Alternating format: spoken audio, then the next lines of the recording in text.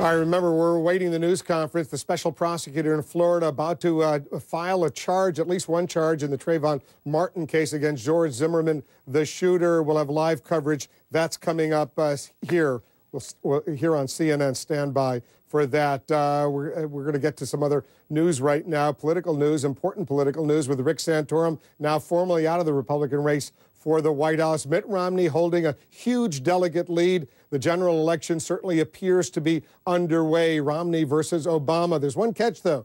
Two candidates, Republican candidates, are still in the race. Joining us now is one of those candidates, the former Speaker of the House, Newt Gingrich.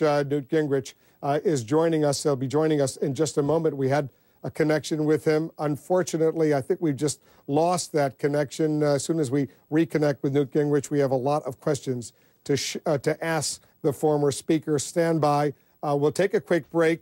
Also, other news we're following any minute. Literally, potentially, North Korea could launch a long-range rocket. Much more on what the U.S. is calling a grave provocation. We're awaiting as well the charges against the man, once again, who killed the teenager, Trayvon Martin. We also have new details about the tough Florida prosecutor investing the case there. You see her, Angela Corey.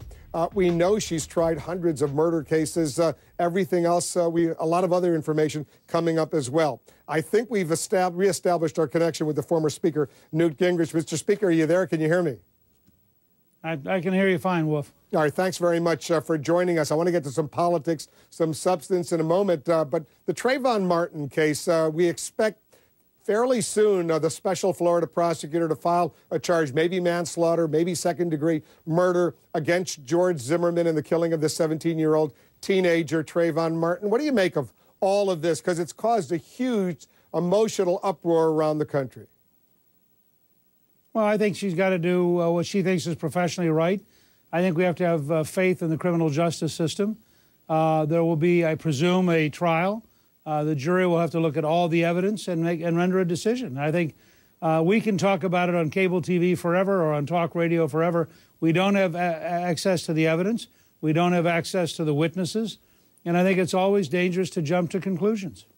I know you were critical of President Obama when he said, I guess a couple of weeks ago, that if he had a son, that son potentially could have looked like Trayvon Martin. And he was expressing his empathy for the family of Trayvon Martin. And God only knows what they are going through. They lose a 17-year-old son who, in the middle of the NBA All-Star game, goes to a 7-Eleven, buys some Skittles, buys an Arizona iced tea, and is killed on his way back home. What was wrong with what the president said? My only point was we ought to have equal empathy for every American who gets killed. Now, we've had lots of Americans killed in the last few weeks in a variety of terrible circumstances. Each of them deserves our empathy and our concern, and we should be concerned about every single one of them.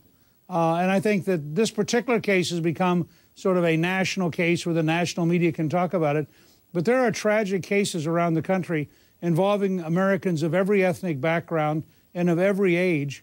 And they deserve some real concern, too, and some real effort to understand what happened to them and why. That's my only point. Is it appropriate, in your opinion, for a president, and today the Attorney General Eric Holder spoke out about this case as well, is that appropriate? I think that's very dangerous. I don't know that they have any more information than you and I do, and I don't know that they are in any better position to render judgment. I think you would hope that the Attorney General of the United States would be in favor of the system of justice. And you would hope that the president, who is a Harvard law graduate, would be in favor of the system of justice. And I think at some level, you have to believe that the people of Florida and the state of Florida are going to handle this in a serious way. Apparently, this prosecutor is a very serious person. She has a considerable track record. I'm not a lawyer. She's handled 50 homicides. I'm inclined to rely on her judgment unless there's some overwhelming reason by some other expert to second-guess her. And since I'm not an expert, I'm not going to second-guess her. Well, let's get to politics right now. When Rick Santorum announced yesterday he was dropping out of this race, you tweeted it's now a two-man race. Yourself and Mitt Romney, you tweeted this. It's now a two-person race. Donate now to newt.org for the last conservative standing. You know, everyone else except you and maybe Ron Paul, I suspect not even Ron Paul, thinks it's no longer a two-man race, that Romney has it sewn up. He's way ahead in the delegate count. Now that Santorum is out, he's going to get to that 1,144 delegates needed. Why do you think you still have a chance? You know, it's fascinating to me, well, if you say everyone else. I was in North Carolina yesterday. Not a single person asked me to drop out, and many, many people asked me to stay in. We've had over 4,200 people go to newt.org and give money since 2 o'clock yesterday and encouraging me to stay in. I was in Philadelphia last night. Not a single person asked me to drop out. A number said they're proud that I was staying in. I've been campaigning in Delaware all day today. Not a single person has asked me to drop out. Many have said they're glad I'm staying in. I think it's fascinating that the voters in the states that have not yet voted think it's good to have a contest, and the only people who ask me about dropping out are the elite media. So I think this is a Washington, New York fixation. These are often the same people who wanted me to drop out back last June. I didn't do it then. I'm not doing it now, and I'm very happy to be campaigning. And anybody who wants me to continue, I hope they'll go to newt.org and help us. Well, listen to the chairman, the leader of the Republican Party, Reince Priebus, after Santorum announced he was dropping out yesterday. He said this. He said, today, Senator Santorum has made a commendable decision. He has decided to put his country, party, and desire to defeat President Obama ahead of any personal ambition. As you well know, Mr. Speaker, that was seen as a direct reference to you, that I guess he's suggesting that maybe it would be wise if you put yourself, the country, the party, ahead of everyone else in order to beat President Obama in November. And because it was misinterpreted, Reince Priebus, an old friend of mine, called me to say that it should not be interpreted in any way except as exactly what it said about his effort to be positive about Rick Santorum's decision.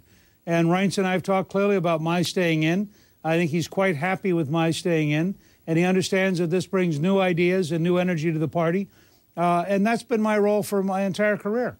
I'm going to continue to talk about things like $2.50 a gallon gasoline, creating a national debt retirement fund with oil and gas royalties, developing a program that would make us energy independent, I'm here tonight, I'm going to talk at Wesley College about a personal Social Security savings account for young people, much like the Chilean model. If we had that system today, if we'd adopted it in 1983, we'd have $16 trillion in savings in those Social Security savings accounts today if we'd adopted it back in 1983. So I'm going to continue doing what I do best, which is talk about big solutions and big approaches. I'm going to keep campaigning, and we'll see what happens. As you yourself admitted, Governor Romney does not yet have the nomination, despite every effort to get people to concede it.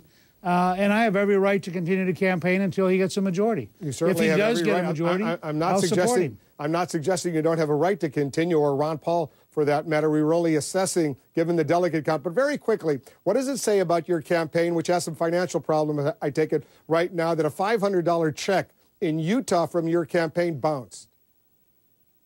Nothing. That check was issued 4 months ago, and the account that it was issued to was closed in the interim. When the state finally got around to cashing it, that account was closed. We simply reissued it, and they have the money. That was entirely a technical error in the banking system and had nothing to do with how much money we had in the bank. Because to a lot of people, it makes you look like you're in deep financial trouble. I know you're going into debt like that. Go ahead.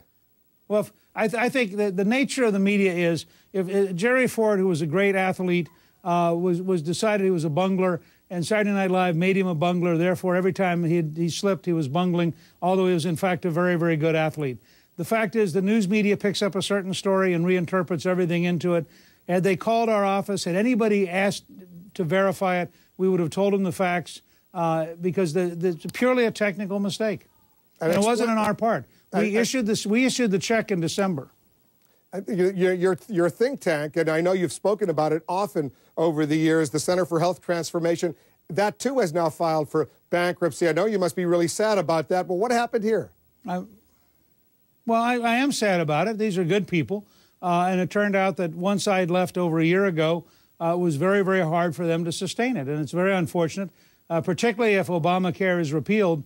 The ideas and the concepts of the Center for Health Transformation, the books they'd written, the material they'd accumulated, the network they had, would have been very, very valuable. But this is a very hard economy, and what happened to them happens to a lot of small businesses. And because I had been gone for over a year, they simply weren't able to sustain the membership and the momentum that we had while I was there. It was a great operation. They're very good people, and I feel very sad that it didn't work out. I know you do. Mr. Speaker, as usual, thanks very much for coming in. Thank you. We're awaiting that news conference in Jacksonville, Florida, on the Trayvon Martin case. The special prosecutor about to file at least one charge against George Zimmerman. You're looking at live pictures. She'll be showing up there, we believe, in about a half an hour.